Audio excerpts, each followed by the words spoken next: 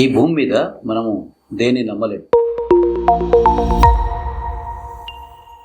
దేన్ని విశ్వసించలేము. విశేషంగా ఈ చివరి దినాలలో మనుషులను సైతం నమ్మలేని ఈ చివరి దినాల్లో అయితే ఇంకా దేన్ని నమ్మకుండా అయిపోయింది.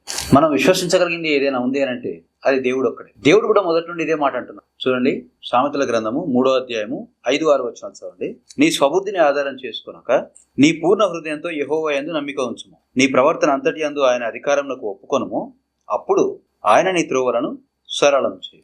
చూడండి, మన స్వబుద్ధి, నీ చుట్టూన్న పరిస్థితి, నా చుట్టూన్న పరిస్థితి, మన దగ్గర ఎంత డబ్బు ఉంది, మన ఖర్చులు ఎన్ని ఉన్నాయి, మన రాబడి ఎంత, ఆదాయం ఎంత, మనకు ఆస్తులు ఎన్ని ఉన్నాయి, మన వెనకాల ఎవరున్నారు, మన తల్లిదండ్రులు, మన తాత ముత్తాతలు, మన కులము గోత్రము ఎంత శక్తివంతమైన, వీటిని బేస్ చేసుకొని మనకు బ్యాంక్లో ఎంత ఎలిజిబిలిటీ ఉంది, మనకి ఎంత ప్రాపర్టీ ఉంది, మనం ఎంత స్కిల్డ్ పర్సన్, మన కాన్ఫిడెన్స్ లెవెల్స్ ఏ లెవెల్లో ఉన్నాయి, మన మాటకారితనం, ఇలాగా ఎన్నో విషయాలను బేస్ చేసుకొని మన స్వబుద్ధి పనిచేస్తారు.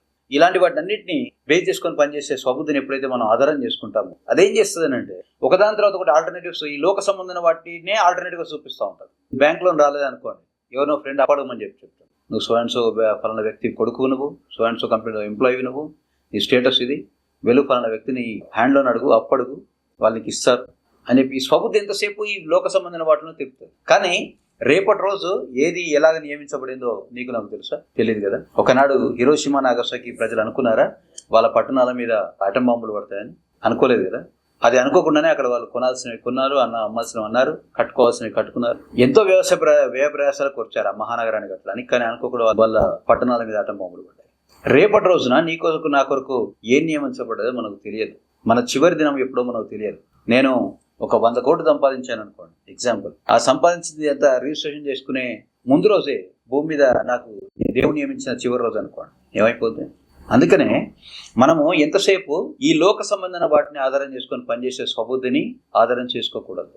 దేవుడు మనకు చెప్తుంది ఇదే, వాక్యం మనకు సెలవిస్తుంది ఇదే, మన స్వబుద్ధిని ఆధారం చేసుకోవద్దు. ఆ స్వబుద్ధి ఎప్పుడు కూడా దేవుని ఆధారం చేసుకోదు, కానీ తన కంటి ముందుండే, తన చెవికి వినబడే, తనకు ఆధారమైన వాటిని బేస్ చేసుకొని మాత్రం అది పనిచేస్తుంది.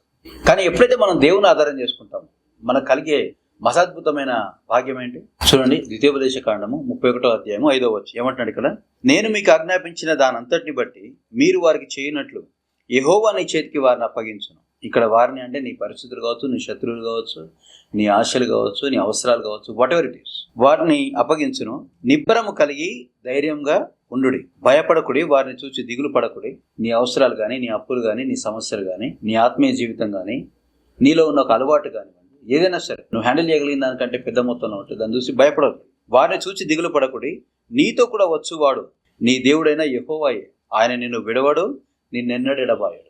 What an amazing promise. కనుక ఈ నిఖిల చరాచర సృష్టిని యావత్తును సృజించినవాడు, నేను సృజించడానికి ముందే నీకు కావాల్సినవన్నీ సృష్టించి పెట్టినవాడు, నీతో కూడా ఉంటే ఏ లోయని ఎలా దాటించాలో తెలిసినవాడు, ఏ పర్వతాన్ని ఎలా ఎక్కించాలో తెలిసినవాడు, వాళ్ళు నీతో ఉంటే ఈ లోక సంబంధమైన జీవితంలో ప్రయాణం చాలా సుఖవంతంగా, సౌకర్యవంతంగా ఉంటుంది. ఇరుకులు, ఇబ్బందులు ఏమైనా వస్తే ప్రభువు చూసుకుంటాడు. కనుక మనుషులమైన మనకు దేవుని మీద ఆధారపడి బ్రతకడమే కరెక్ట్. ఆయన యందు విశ్వాసం ఉంచి మన త్రోవలని ఆయనకు అప్పగించడమే కరెక్ట్. స్వబుద్ధిని ఆధారం చేసుకోవడము అంత శ్రేయస్కరం కాదు.